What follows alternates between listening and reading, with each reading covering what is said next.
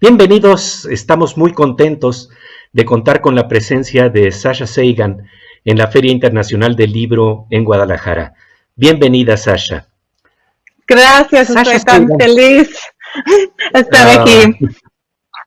And a few words about who is Sasha. She holds a degree in dramatic literature from New York University and has worked as a television producer, filmmaker, editor, writer, and speaker, and will talk today about her first book, For Small Creatures Such as We Are, Rituals for Finding Meaning in Our Unlikely World. Un libro para pequeñas criaturas como nosotros y la búsqueda de sentido en nuestro mundo tan improbable. Thank you very much, Sasha, for being here. Gracias, perdón.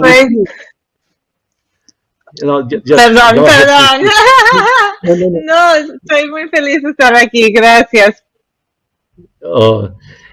When we hear your name, there is an echo of the word cosmos. Your parents, Carl Sagan and Adrian, formed a very creative couple linked with science and education, and your book is intimately related with their worldviews and values that break out the mold. The first part of the title of your book comes from your mother. Let's talk about it, please. Sí, y también quiero decir gracias por hablar en inglés conmigo. Yo pienso en mi fantasía que podemos hacer la entrevista totalmente en español, pero creo que es mejor en inglés y voy a perder un poquito de matiz en español. Entonces, gracias. Yes. No. But it's true. The title of the book comes from the novel Contact, which is the only work of fiction that my father ever published. And like everything that they wrote, it was a collaboration. And the line that the title of my book comes from was actually written by my mother. And the whole line is, for small creatures such as we, the vastness is bearable only through love. And I think that encapsulates something really profound about sort of what's on the other side of the existential crisis that we all can sometimes feel when we think about how small we are in an enormous universe, and how, we're here for the blink of an eye and we don't know what comes next, if anything. And so once we sort of lean into that feeling and ask ourselves, well, then what do we have? I think the answer is one another. And, the vantage point of seeing our little planet as this lifeboat in a vast ocean, I think there's something really powerful about thinking, well, we're in it together with our loved ones, with our family, with our community, and really with all the members of our species, our whole planet. We are in it together, and if we can find the beauty in that, I think there's a lot of important meaning that can come from that realization. We are talking about the vastness of the universe and exactly the need of finding meaning, even though we are so little and fragile. Pascal said that we are only a reed, the weakest in nature, but we are a thinking reed. In this way, science helps us to find meaning, but also art, myths, and rituals. Yeah. How can we reconcile science with spirituality? It's such a good question. It's such an important question. My parents, the way that they wrote and the television series that they made, the books they wrote, the essays, I think anyone who's familiar with their work knows that they found this enormous sense of awe and wonder and that deep, spine-tingling thrill in nature as revealed by science. And that's the way that they raised me, and that's really the perspective that I've written my book from, this idea that when we understand something deeply, that shouldn't take away from the beauty and the majesty and the magic of it, but quite the opposite. That should add to it. And I think for most of human history, these things were not separate. The more deeply we understood nature, the changing of the seasons, the stars in the night sky, the patterns of life on Earth, the closer we felt to our deities, to our gods, to our God.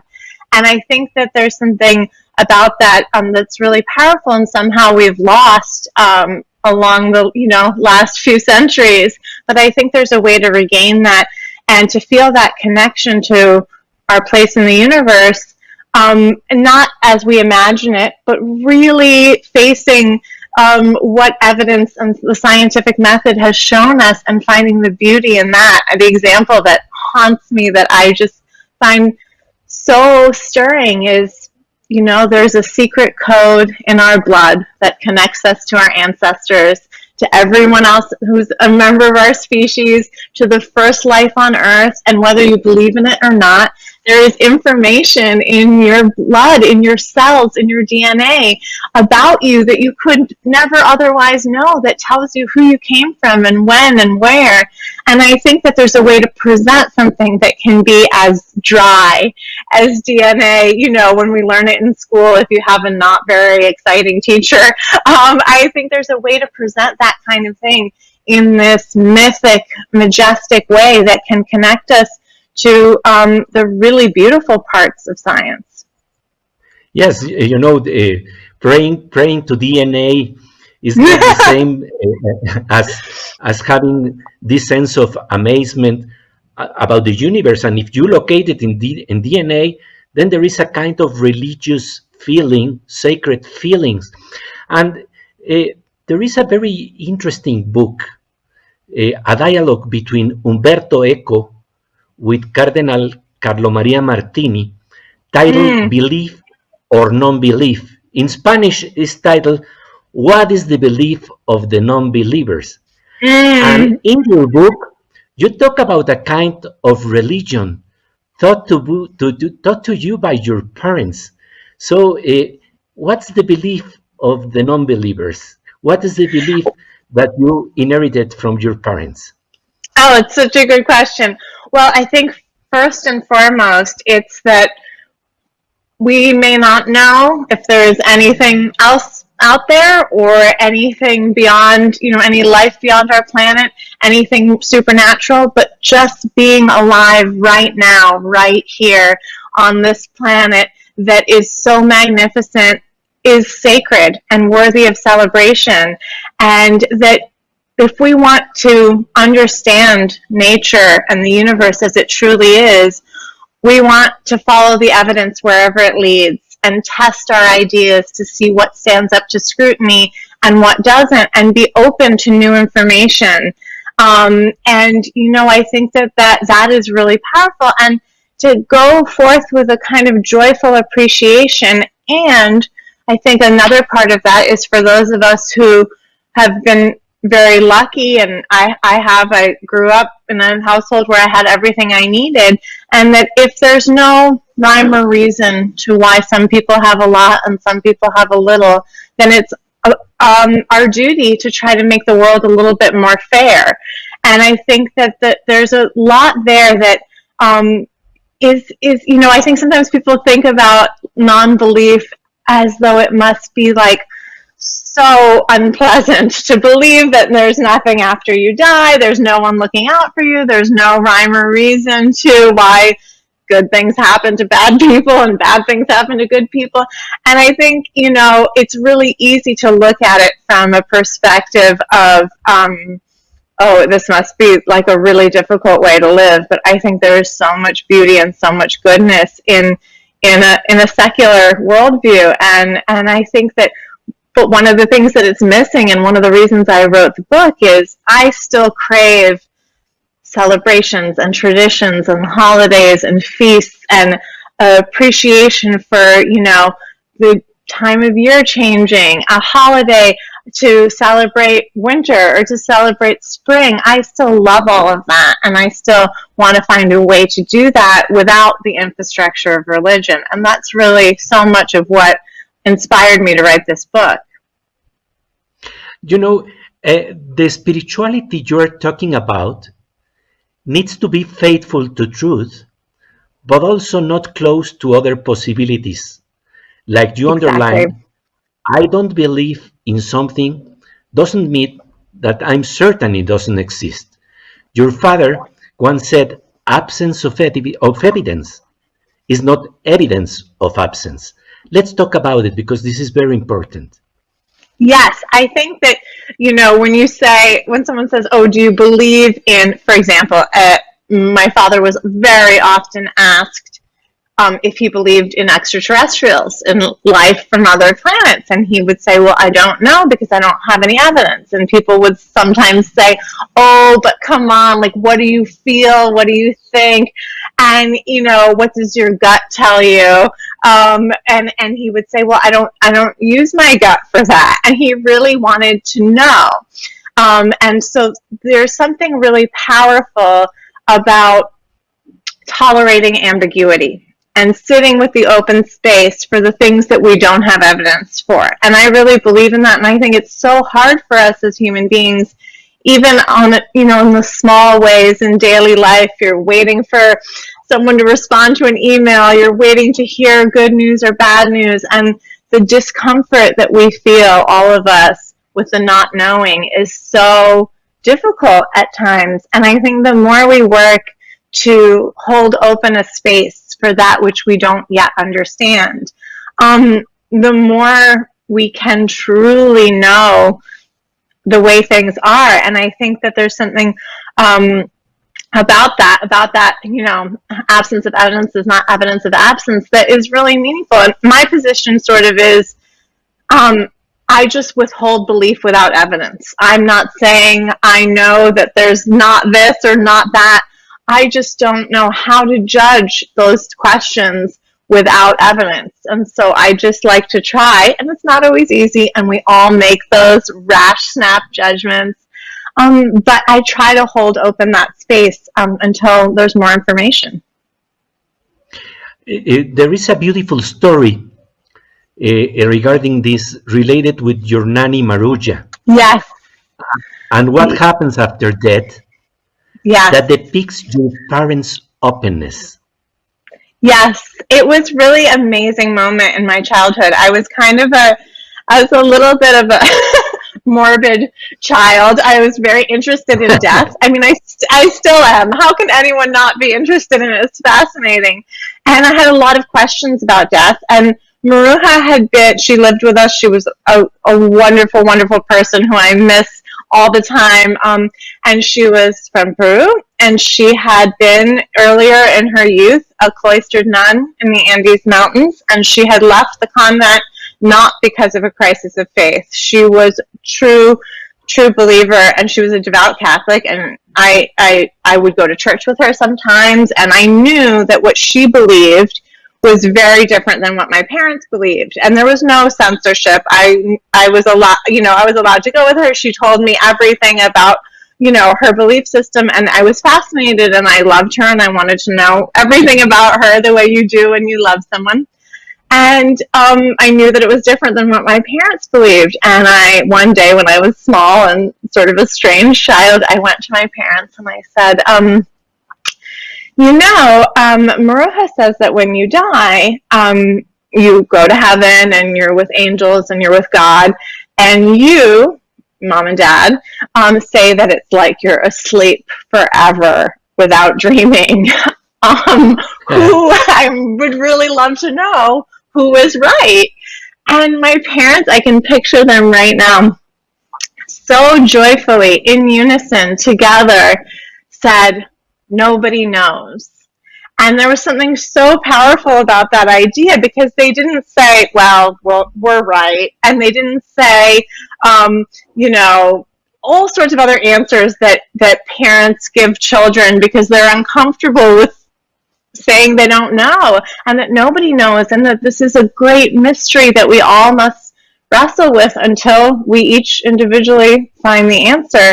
And I think that taught me so much about a way to approach life where, we didn't try to force an answer where there was a mystery that still begged an answer.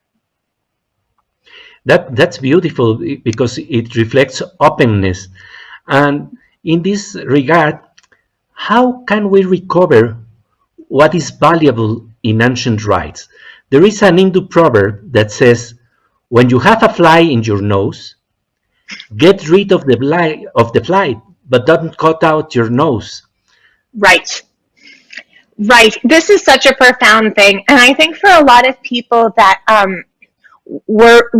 they may be brought up very religious and then left the religion, it's very difficult. People I've known who maybe share my worldview but got there in a different way, really have a hard time going back to traditions and rituals and rites of passage, because it reminds them of another part of the religion that they didn't like.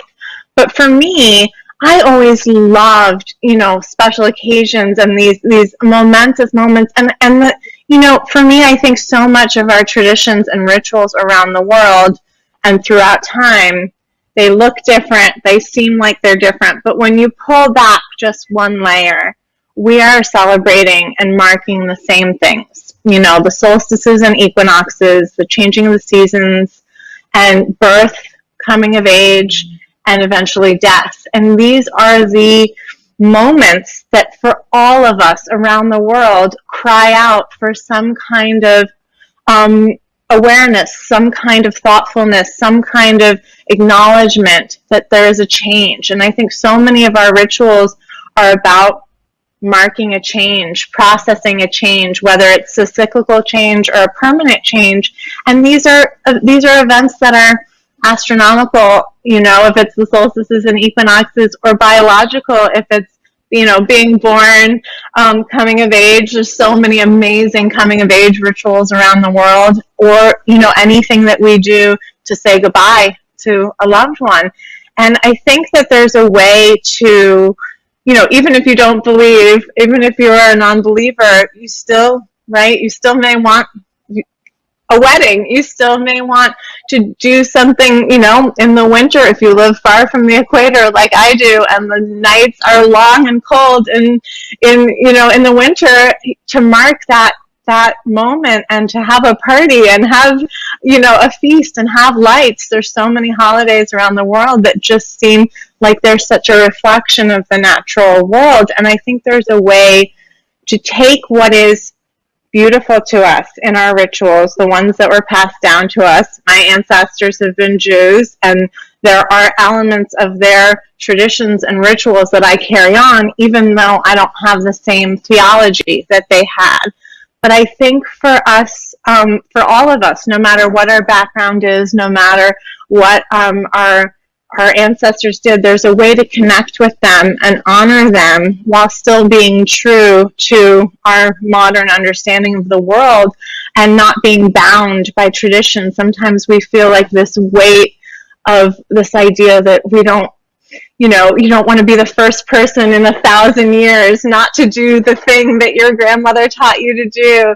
But I think that, all of our traditions are new on the scale of human history, and we have to find a way to take forward what works, what's beautiful, what's meaningful, and let the stuff that is no longer serves us fall away. And I think that speaks really well to the proverb you mentioned, let's not cut it all out. Let's find the parts that still ring true to us and still communicate something beautiful about what it means to be alive.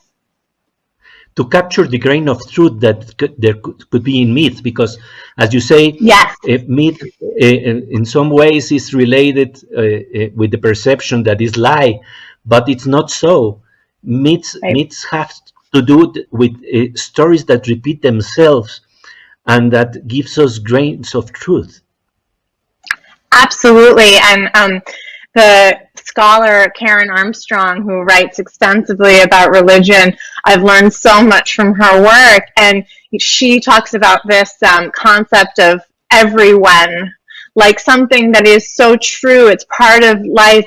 It's part of human existence throughout the ages, and that myths capture that. And I think that just the way that literature, art captures something that may not be literally true, but still crystallizes a feeling or an idea or an understanding that we have. I think there's something about that that's really powerful, and there's a way to carry those forward without necessarily looking at them as though they are the literal history of the world. And I think, it's fascinating to learn any belief system, any human religion, any human philosophy. It tells us something about ourselves, whether we subscribe to it or not. And in this way, we confront the mysteries of the passage of time through myths, through rituals. And in your book, you said that our rituals have to do with biology and astronomy. Let's talk first of our connection with rituals related to biology. That means coming of age, things like quinceañera and bar mitzvah. Yes. Yes. So this is very interesting because it's connected also with science, with something that we can discover through science. Absolutely. I mean, it's an amazing thing. When you know what, I'm getting to the age now where my friends have kids who are old enough that I remember when they were born, and now, they have, a mustache. And I'm like, how did this happen? I'm like, this is a little baby, and now this is like a 13-year-old boy, And it's these changes are astonishing. We are so, time passing is really hard for us to wrap our minds around. And you think about all these celebrations around the world, as you mentioned, quinceañera, bar mitzvahs. I mean, so many religious traditions, so many cultural traditions throughout time. Historically, in many places, they were often only for boys. But, in lots of places now, and in moments throughout history, also for girls. And it's this amazing. Some of them are so beautiful. Some of them are terrifying, death-defying feats that must be performed to show bravery or to hunt for the first time. And there's such a range. But the idea, and it's so easy to see something that people are doing, 1,000 years ago and say, oh, that's so different from us. But when we just sort of peel back the layer and realize this is about a biological change where a child goes through puberty and gets the secondary characteristics of adulthood, and that this is a little hope that the species or the group, the tribe, the community will go on a little longer. There will be another generation. And I think that that's why it's so celebratory. That's why we feel so much joy and we have such an urge to mark it, because it's the hope that we will continue just a little bit longer. When you see, oh, this is now a generation of people who they will take over the leadership one day, they will have children, they will grow up, and even though we might not be here anymore, there will be some part of us carrying forward because of a real, tangible, biological change that we all see and notice, and sometimes it happens at different times, and you talk to someone and their voice cracks or whatever it is, all of a sudden you think, wow, that's an adult, that person was a kid. And I think that when we look at it that way, we can find so much beauty in nature and so much of a connection between cultures, when it's very easy to put up these artificial, oh, they're so different than us, we do this way. We're all doing the same thing by and large. And I really love the coming of age rituals as an example of that, because there's so often such a clear sort of performance art piece about what it's like to go out into the world as a grown-up. We have been talking about the rituals that are connected with biology, but also they are connected with astronomy, with the weeks, what it means a week, and also something that is at the core of your book. So to say, you treat the 4 seasons of Vivaldi in your book. Let's talk about the ritual of winter and the celebrations in different cultures, because we have also secular Christmas and secular Hanukkah.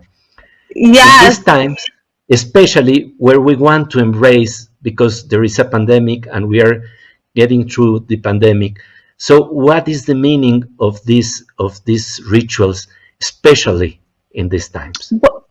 It's amazing. It's so powerful when we, and of course, rituals that originated in places, for example, very far from the equator, and then because of the history of the world, spread to other parts where maybe it's summer. I mean, for so much of the Christmas celebrating world, it's summer, in December, in the Southern Hemisphere. But I think that when you think about it as originating in the Northern Hemisphere, as, Christmas specifically is built atop, these Roman traditions that had to do with the winter solstice. And when Rome became Christianized, they thought, okay, well, let's not start from scratch, because nobody likes that. We'll just sort of make some of the old holidays have to do with the new holidays. And the dates change and calendars change, and it doesn't always line up, but so many holidays are at their root this time of year, and in December are at their root about the solstice. And the idea that here's our planet. I mean, we didn't know this for a long time when we were celebrating these holidays. We didn't know why this was happening. But now we know that the Earth has a little axial tilt. The way we rotate, it's at a little angle. We're a little bit off. And because of that, we have seasons, and the length of days change as we go around our star. And, when we reach these tipping points, the solstices, at opposite times in each hemisphere, in the winter, we know that once we reach about the 20th or 21st or 22nd of December, the days are going to start getting longer. And it requires no faith. You can count on it 100%. And the darkness will start to subside, and eventually spring will come. And that idea that on the winter solstice or close to it, we can say, okay, things are really cold right now, and things are really dark, and the days are short, but tomorrow it's going to get better.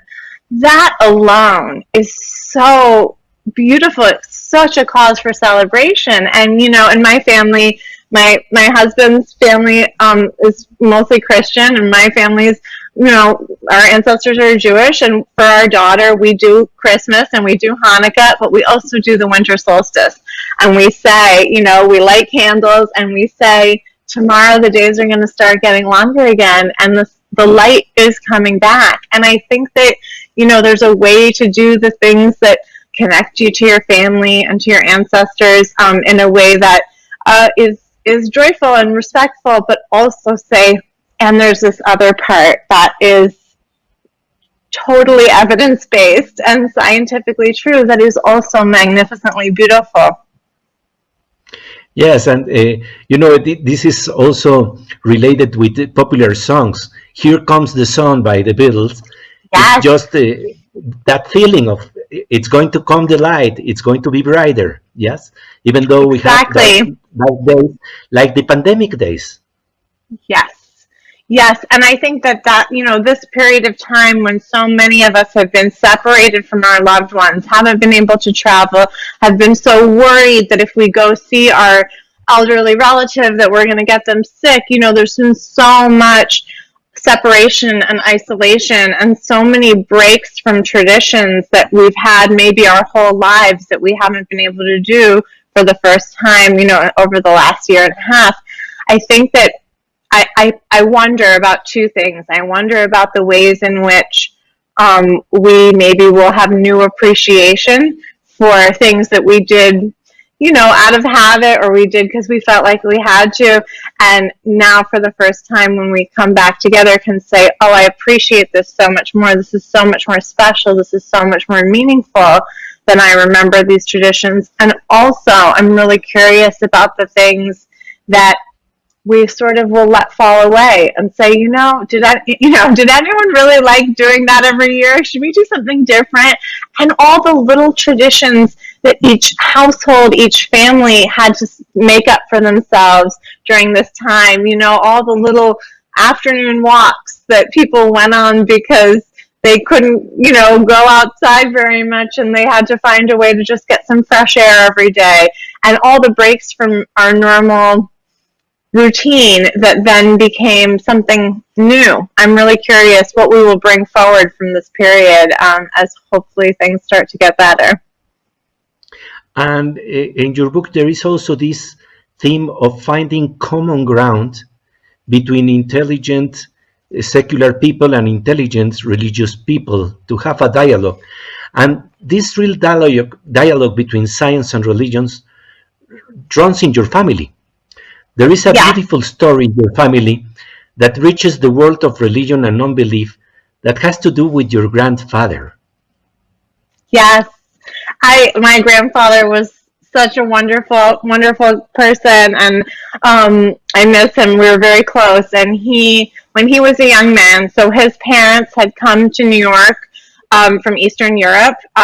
They were Orthodox Jews, very, very religious Jews, and they had left because of persecution, and they came to New York, and they, raised their children in their traditions, of course, as all parents tend to do, and he grew up and was a young man and started going to university, and as happens sometimes, was exposed to other ideas and other concepts, other philosophies, and one day he came home to his parents' house in Queens in New York City, and he you can just picture, when I think about it, which is, of course, the story is passed down to me much later, but my mother tells stories in such wonderful detail. I feel like I was there, and I just picture him on the subway, just with that knot in your throat that you get when you know you have to have a difficult conversation. And he comes home to his parents' house, and he finds his father davening, praying, in the Orthodox tradition. And he waits for him to finish, and he says, "Dad, I have to talk to you about something. I'm not going to go to shul anymore. I'm not going to keep Shabbat anymore. I'm not going to keep kosher because I don't believe in God." And he bracing, you can just imagine, bracing for his father's reaction. And his father looks up at him and says, "The only sin would be to pretend." And that idea is so powerful, and I really think the people I've known in my life who are true believers are not threatened by someone else's lack of belief. It's for them. I think it's when you have a little doubt that you don't want to become a big doubt that it's difficult to hear when other people don't believe. And so I just think about that, and they had a wonderful relationship, and they were very, very close for the rest of my great-grandfather's life, which was, many, many decades after that conversation. And I just think about how generous, how powerful, how confident that reaction was. And this idea that, it's not for us as parents to force belief or lack of belief onto our children. And that what's very interesting is also that there are scientists that also are not afraid of finding sacredness in their perception. Religion, the word religion comes from the Latin religare, which means to reunite, to reconnect. In this sense, we could also think in terms of a secular religion like the one Einstein described in the words that open your book, and that runs also through your father books.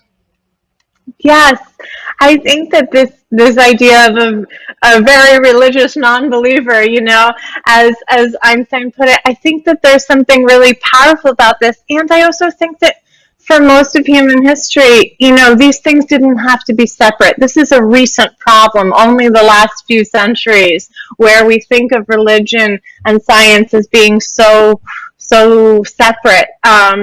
I think that maybe dogma and science are separate, but that connectedness to our place in the universe and that sweeping feeling of being part of something enormous, and that idea that there is a interconnectedness that we maybe only are beginning to understand, that does not require faith in order to connect to that. And I think that, maybe part of what's missing from secular culture is some of the very best things about religion are the feeling of community and the the idea that there's a place to go every week, or when things are difficult, or when things are wonderful, and be with your group of people. And for, most of human history, we all lived together in the same place with our extended families, and only in the last few hundred years, we move away, and maybe we see our families a few times a year if we're lucky, or maybe never. And I think that stress is really difficult for us as human beings. I think that there's a togetherness that religion offers, and I think that maybe there are people who maybe aren't 100% on board with the theology all the time, but they don't want to lose that sense of community. And I think there's something, maybe part of what we need to do in a secular, scientific, religion is build more community and find more ways to help each other and support each other, and have a little more of the rhythm to life that religion offers. When you say, okay, every week we're going to be in this place, and on these holidays we're going to do this, there's something about that that's really, really important to many people. What you're talking about is that there is a need also for secular spirituality. When I asked the late novelist Amos Oz about Einstein's dream for a unified field theory, he told me that Einstein sought a theory that could embrace everything, that could explain everything, although he didn't succeed in that endeavor. Amos Oz had doubts if such a theory could exist or not. He remarked he didn't know, like your father. Would it be found in his days? Probably not, he said to me. Would we find someday? There is no certainty. But he told me that he loved the idea that such a theory could be possible. And then he said something that has to do with the heart of your book. This idea, an all-embracing theory that comprehends everything, is a religious idea, but it's one that doesn't go through religion, through church, or through synagogue. Then I told him that this would imply a secular spirituality, and he said yes, with a beautiful smile in his lips and in his eyes. This is the dream of connection that is alive in religious and secular people. Let's talk about the dream of connection, the desire to be a part of the whole. Yes. And we are. I mean, that's what's so magnificent, is we are. I mean, my father famously talked about, we are star stuff. Every cell in our body was cooked in the heart of a star. When we think about that, like, how can we not feel a sense of emotion and spirituality and connection? And this idea that, so much of my parents' work is about this idea, as a pale blue dot, the image of Earth as a tiny speck in a beam of light. That is about connections. That every and the moving, beautiful words that he wrote that went along with it. This idea that everyone you ever heard of, everyone you know, everyone who ever lived out their lives on this little dot. I mean, it's astonishing. I think there is so much connection, whether it's unified field theory or just the idea that we are in this universe together, and when we are here on the ground as human beings, we can see these differences that seem important to us. And we put up walls, figurative and literal, to try to create this separation. But it's artificial. It's pretend.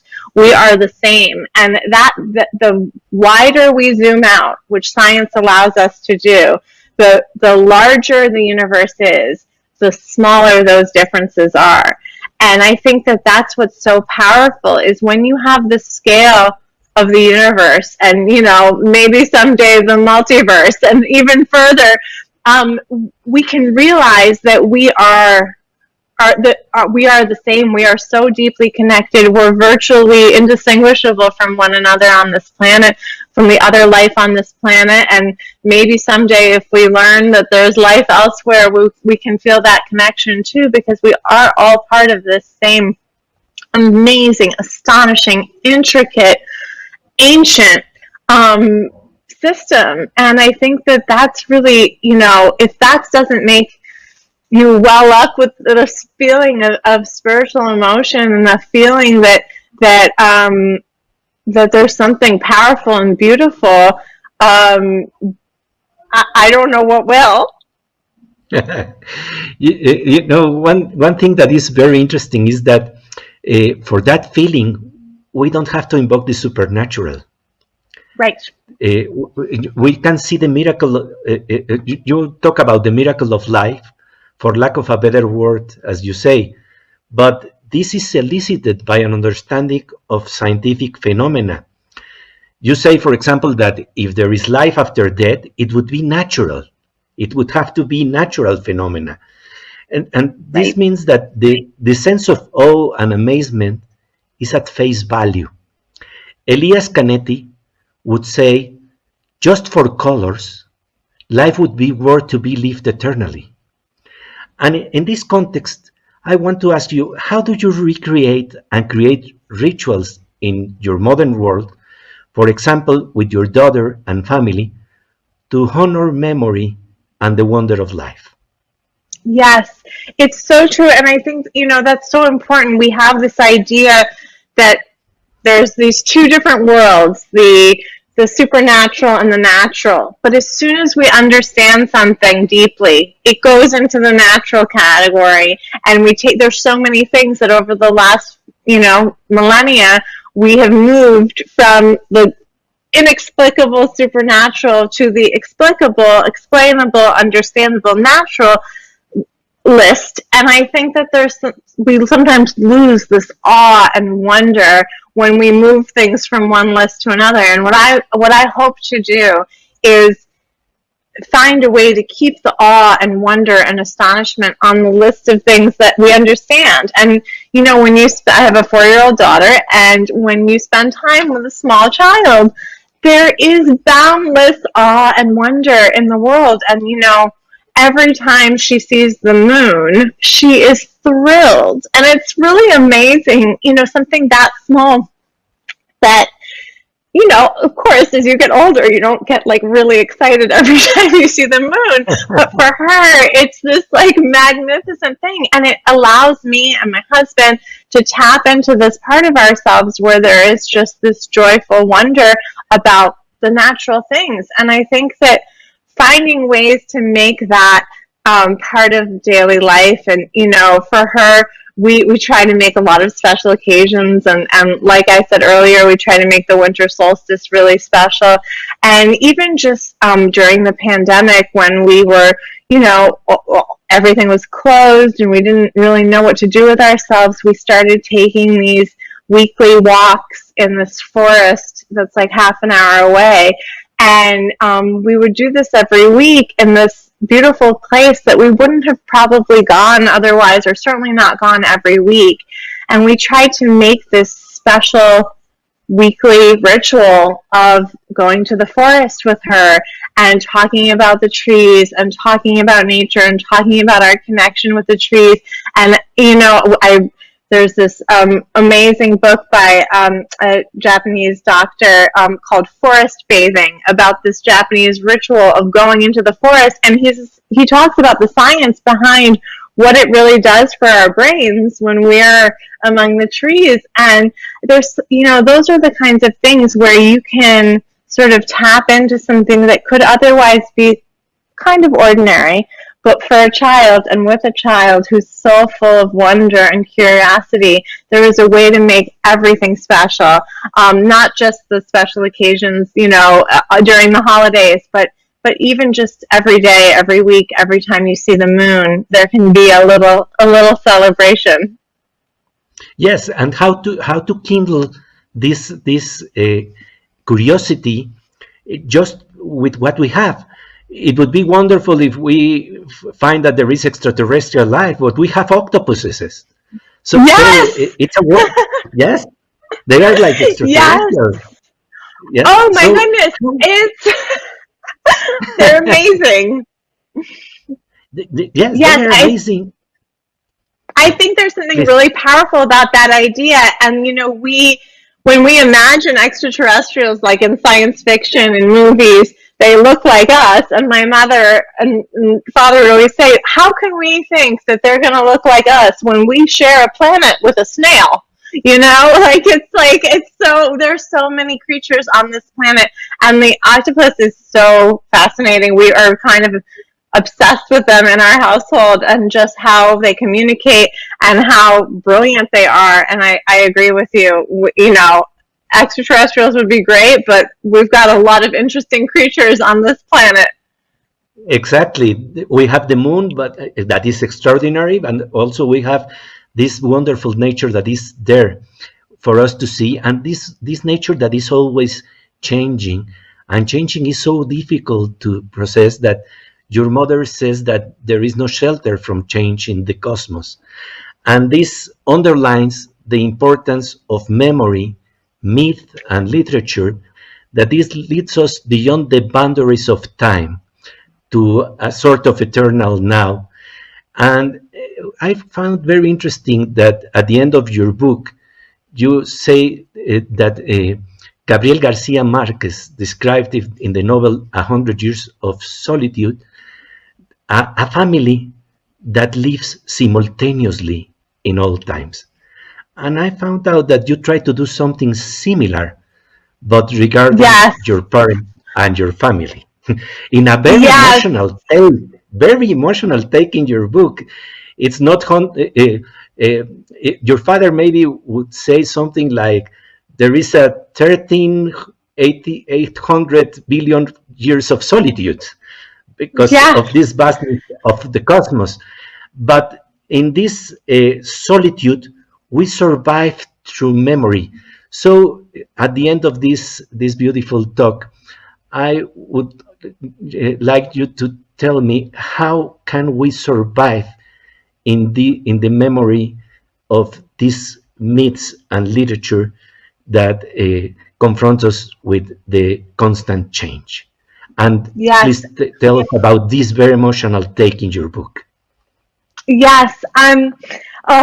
So at the end of my book, I talk about this amazing thing that I got to do. My mother is a writer and a producer, and she was making a new season of this television show, Cosmos, that she and my father started 40 years ago, and she still carries on. And she wrote the scene of my father as a little boy in his Brooklyn apartment, making a drawing of a poster that he imagined, that he really made when he was a little boy, of to invite people to go to outer space. This was like in the 1940s he was doing this. And so there was a little scene going to be in her show, and she called me one day. It was my daughter was still a baby, and she said, would you like to play your grandmother, Rachel, for whom my middle name is Rachel, for her in the show? I didn't, not a speaking part or anything, but just in the background, stirring some soup. And I sort of was like, okay, I didn't really think about what that would feel like, what that would be like.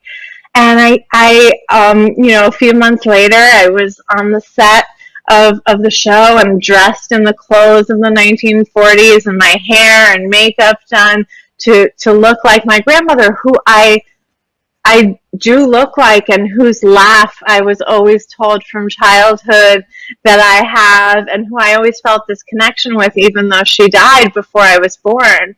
And there I was, transformed into her, and walking on to the soundstage, this huge room where there's all different little sets for television, and all of a sudden I'm in an apartment in Brooklyn in the 1940s that is similar to where my father grew up, and I'm in this costume, and there's an actor, a kid playing my dad, but I can only see him from the back, so I can sort of pretend that I'm time traveling. And there was something about that, and having just recently become a mother, and having always felt this connection to my grandmother who I didn't know, and this moment that my mother had created from a memory, not her memory, but a memory that my father had described to her and lived on the neurons in his brain. And then when he died, she kept the memory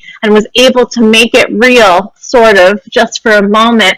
But it felt like a transportive breaking of the shackles of time, where we were able to be in a different place, and I was able to be someone else who I always wanted to know but could never know. And I think that, there are those little moments. This was a very elaborate thing that was, very lucky to be able to have done because of this, a very unusual circumstance. But I think that in ritual and in tradition, and in these rites of passage, and in these little actions that we take that connect us to our ancestors, we can break the shackles of time. We can feel that when we pass these traditions on to the next generation, we can live on just a little bit longer. So much of what we do as human beings is a product of how we wrestle with our mortality, with this idea that this, whatever it is that we're experiencing, goes away. It's a mystery. And I think that there are so many ways, large and small, that we find as human beings to just live on a little longer in the memories of those we love, and while we're here, carry on the memories of those we have lost just a little bit further. And that's like a poem to me. Yes, and this has to do with parallel universes that run in the family. That it's very interesting because you find it in universal principles in all literature. This runs through Garcia Marquez, but also runs through Bashevi Singer, in which you find that the many layers of families are gathered in a dinner. Mm-hmm. They are there in some way, connected through memory. And this is about the importance of ritual, because in the unbearable lightness of being, Milan Kundera would say, Einmol is Keinmol. One thing is nothing. But what rituals make is to build density of memory and time. So we can the link, and although everything could vanish, there is this link, this mysterious link that is there when we celebrate a gathering, a meeting. Exactly. And it's beautiful. And I find that a kind of magic, a secular magic unto itself. Sasha Sagan, really thank you very much. Muchas gracias por acompañarnos en la Feria Internacional del Libro en Guadalajara, and for reminding us the power of science and renovated rituals that awaken the light of memory and celebration of our connection in this marvelous cosmos. Thank you very much. Muchas gracias. My pleasure. It was wonderful.